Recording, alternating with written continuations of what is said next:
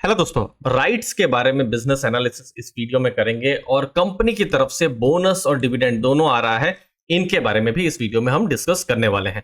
सबसे पहले सितंबर 20 नोट करके रखिए, ये एक्स बोनस डेट है और जब हम राइट्स की बात कर रहे हैं तो 1:1 के रेशियो में बोनस आने वाला है। ठीक है, अभी तो जो शेयर प्राइस है, जो भी एक दिन पहले जो शेयर प्राइस रहेगा उसका आधा हो जाएगा। मतलब आप मान लीजिए जैसे अभी 696 चल रहा है, चलिए सिंप्लीफाई कर देते हैं, 700 के पास अगर प्राइस रहा एक दिन पहले तो ये 350 में ओपन होगा। ठीक है, तो ये जस्ट एग्जांपल मैं आपको प्रोवाइड कर रहा हूं। अभी क्या प्राइस रहेगा वो अभी हमको नहीं पता है। ठीक है, लेकिन शेयर प्राइस आधा हो जाएगा। ओके, और जो बोनस शेयर्स जो है वो कुछ दिनों के बाद में सितंबर 30 या उसके पहले जो भी एलिजिबल इन्वेस्टर्स हैं उनको क्रेडिट भी हो जाएंगे। अब देखिए, जब हम बोनस की बात कर रहे हैं तो कुछ चीजें समझनी जरूरी है कि जैसे बोनस में शेयर होल्डर को एडिशनल शेयर मिलता है और कोई कॉस्ट उनको नहीं देना पड़ता है। दूसरा एक और फायदा क्या हो जाता है कि लिक्विडिटी बढ़ जाती है। क्यों? क्योंकि जो शेयर प्राइस है वो आधा हो जाएगा तो लिक्विडिटी ज्यादा हो जाएगी। अब देखिए, कोई भी ऐसा इन्वेस्टर आप मान सकते हैं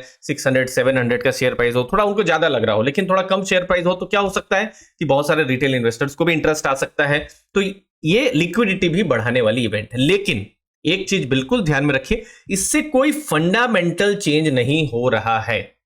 मार्केट कैप जो है वो सेम ही रहने वाली है। अब देखिए, करंट प्राइस तो आपका जो होगा आधा हो जाएगा, लेकिन मार्केट कैप पे कोई फर्क नहीं पड़ने वाला है। वो आपको ध्यान में रखना है। इंपॉर्टेंट जो फंडामेंटल रेशियोज हैं वहां पर भी इंपॉर्टेंट कोई चेंज नहीं होगा। तो ये आपको ध्यान में रखना है। फंडामेंटल चेंज नहीं है, ये लिक्विडिटी बढ़ा सकता है जब हम बोनस की बात कर रहे हैं, बोनस इवेंट की बात कर रहे हैं।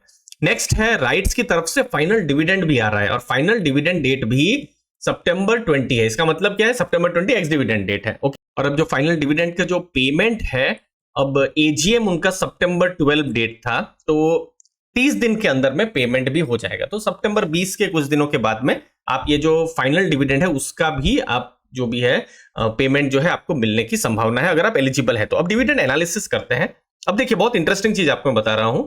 यहां पर नीचे की बाजू देखिए, ये फाइनल डिविडेंड तो 5 रुपीज का दिखाई दे रहा है, लेकिन अभी देखिए Q1 रिजल्ट थे अप्रैल मई जून के, तो इनफैक्ट उसका इंटरिम डिविडेंड ऑलरेडी आ चुका है 2.50 रुपीस का। मतलब फाइनल डिविडेंड अभी सितंबर में हम बात कर रहे हैं, लेकिन अगस्त में ऑलरेडी इंटरिम डिविडेंड जो है जो कंपनी की तरफ से वो ऑलरेडी आ चुका है। तो ये एक इंटरेस्टिंग केस हो जाता है। ठीक है, अब जो टोटल जो पिछले फाइनेंशियल ईयर की बात करेंगे, 18 रुपीस का डिविडेंड था। अब देखिए किस तरीके से, जैसे लास्ट ईयर डिविडेंड आया था अगस्त में, इसी समय में डिविडेंड आया था 3.75 करके। इस बार आप देखेंगे कितना है, थोड़ा कम हो गया डिविडेंड, 2.50 फिर देखिए नवंबर में, मतलब Q2 के समय डिविडेंड आया, फिर Q3 के समय डिविडेंड आया और अभी जो है फाइनल डिविडेंड आ रहा है। तो टोटल 18 रुपीस का डिविडेंड आ रहा है। शेयर प्राइस अभी कितना है? 696 के आसपास है। अगेन देखिए, शेयर प्राइस तो बहुत वोलेटाइल रहा है, 432, 450, 500 बहुत सारे लेवल्स है। तो आपकी जो बाइंग प्राइस है उस पर यील्ड जो है डिपेंड करेगी। तो 2.6% की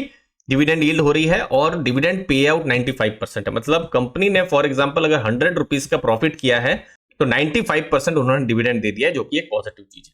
अब आते हैं इंपॉर्टेंट चीज, वो है राइट्स का बिजनेस के ऊपर, जो कि जानना बहुत जरूरी हो जाता है। उससे पहले एक इंपॉर्टेंट सूचना, आप डिस्क्रिप्शन बॉक्स में चेक कर सकते हैं हमारे वाइब्रेंट टेलीग्राम ग्रुप की लिंक। यहां पर म्यूचुअल फंड की एनालिसिस शुरू हो चुकी है। बहुत सारे लेटेस्ट म्यूचुअल फंड पोर्टफोलियोज हमने शेयर करना शुरू कर दिया है। लगभग 4600 की कम्युनिटी है जहां पर mutual fund related content, business learning, analysis और पर्सनल फाइनेंस रिलेटेड बहुत सारे रेगुलरली कंटेंट आते रहते हैं। मुझे उम्मीद है आपको वैल्यू जरूर मिलेगी दोस्तों। टोटल लर्निंग पर इस ग्रुप का फोकस है। अब देखिए, ये राइट्स का Q1 का रिजल्ट है। ये कंसोलिडेटेड डेटा है। 563 करोड़ से रेवेन्यू 508 करोड़ हुआ है। मतलब 9.7% रेवेन्यू इस बार गिरा है Q1 की तरफ। और ये थोड़ा बहुत हिंट हमको थोड़ी देर पहले मिल भी जा रहा था जब हम डिविडेंड की बात कर रहे थे। जैसे लास्ट ईयर के कंपैरिजन में Q1 में डिविडेंड थोड़ा कम हो रहा है। प्रॉफिट्स की बात कर लें तो देखिए, एबिटा 161 करोड़ से घट के 108 करोड़ हो गया है। प्रॉफिट आफ्टर टैक्स 120 करोड़ से 90 करोड़ हो गया है। मतलब 24.4% जो प्रॉफिट है Q1 में गिरा है। प्रॉफिट तो ठीक है, लेकिन जो मार्जिन्स हैं वो भी देखिए 17.8% हो गए हैं, जो कि 21.3% थे। आप एबिटा मार्जिन देखिए, लगभग 30% टच कर रहा था, जो अब घट के 22.2% हो गया है। मतलब दो जगह में राइट्स का जो बिजनेस है या जो फाइनेंशियल नंबर्स हैं वहां पर इंपैक्ट देखने को मिल रहा है। एक तो रेवेन्यू तो नीचे जा रहा है, प्रॉफिट नीचे जा रहा है, लेकिन मार्जिन्स भी यहां पर हमको नीचे जाते हुए नजर में आ रहे हैं। अब राइट्स का जो बिजनेस है वो कंसल्टेंसी प्रोवाइड करते हैं, चाहे मोस्टली आप देखेंगे रेलवे रिलेटेड जो कंसल्टेंसी है, फिर रेलवे के जो टर्नकी प्रोजेक्ट्स हैं, फिर एक्सपोर्ट में भी उनके बिजनेस हैं। तो ये मोस्टली आप टर्नकी और कंसल्टेंसी, ये उनके मेन बिजनेस आप मान सकते हैं। अब कंसल्टेंसी ऐसा बिजनेस है जो कि हाई मार्जिन है, तो राइट्स के लिए जितना ज्यादा वो यहां से बिजनेस जीते वो उतना अच्छा है। लेकिन यहां अब मार्जिन थोड़ा कम हुए, जैसे लास्ट ईयर 44% के आसपास मार्जिन थे, इस बार 34% मार्जिन है। टर्नकी में बहुत हाई मार्जिन नहीं है, 2.4% मार्जिन थे, लेकिन और कम हो गया 1.2%। ठीक है। अब बाकी के जो बिजनेस है लीज और एक्सपोर्ट्स, वहां पर उन्होंने डिसेंट, जो अगर हम मार्जिन की अगर हम बात करें तो मार्जिन तो बचा के रखा है, बट यस प्रॉफिट्स में थोड़ा सा इंपैक्ट देखने को मिला है। अब देखिए, अब कंसल्टेंसी में मार्जिन कम होने का एक और रीजन क्या है कि अब जो कंसल्टेंसी के जो प्रोजेक्ट्स हैं पहले नॉमिनेशन में मिल जाते थे, लेकिन अब क्या है, कंपटीशन हो रहा है। अब कंपटीशन हो रहा है तो इससे बाकी भी कॉम्पिटिटर्स हैं, तो थोड़ा मार्जिन में इंपैक्ट यहां पर आ जा रहा है। ऑर्डर बुक की हम बात कर लेते हैं। ऑर्डर बुक कितना है अभी, 6355 करोड़। तो जब ऑर्डर बुक की बात कर रहे हैं तो थोड़ा हम स्टडी एक और डेटा कर लेते हैं कि उनका रेवेन्यू किस तरीके से रहा है। इनफैक्ट आप देखिए पिछले 3 सालों में जो रेवेन्यू है फ्लैट या नीचे की तरफ ही रहा है, तो रेवेन्यू बहुत बढ़ा नहीं है। अभी आप ऑलमोस्ट 2500 करोड़ के आसपास रेवेन्यू मान ले, तो ऑर्डर बुक तो सफिशिएंट है, मोर देन 2 टाइम्स है, तो एटलीस्ट आने वाले कुछ समय के लिए उनके पास सफिशिएंट ऑर्डर्स हैं। कंसल्टेंसी के ऑर्डर्स जितना बढ़े उतना अच्छा है, क्योंकि ये हाई मार्जिन बिजनेस होता है। अब देखिए Q1 के समय एक अच्छी चीज क्या हुई है, 1300 करोड़ के उनको ऑर्डर्स मिले हैं, जो कि थोड़ा रेवेन्यू विजिबिलिटी जरूर प्रोवाइड कर रहा है। लेकिन जैसा कि हमने डिस्कस किया, अब कंपटीशन आ रहा है कंसल्टेंसी के प्रोजेक्ट्स में। कंसल्टेंसी में उनको 40 से ऊपर के मार्जिन मिलते थे, लेकिन अब मार्जिन में थोड़ा इंपैक्ट होना शुरू हुआ है दोस्तों। अब बात कर लेते हैं उनका जो वैल्यूएशन है उसके ऊपर। तो आप 10 साल का जैसे पीई रेशियो देखेंगे 14.5 का रहा है। मतलब आप चलिए कोविड से पहले का ही समय देखिए, 12 का आपको देखने को मिल रहा है, ज्यादा से ज्यादा 17 के आसपास देखने को मिल रहा है, 14.9, 15।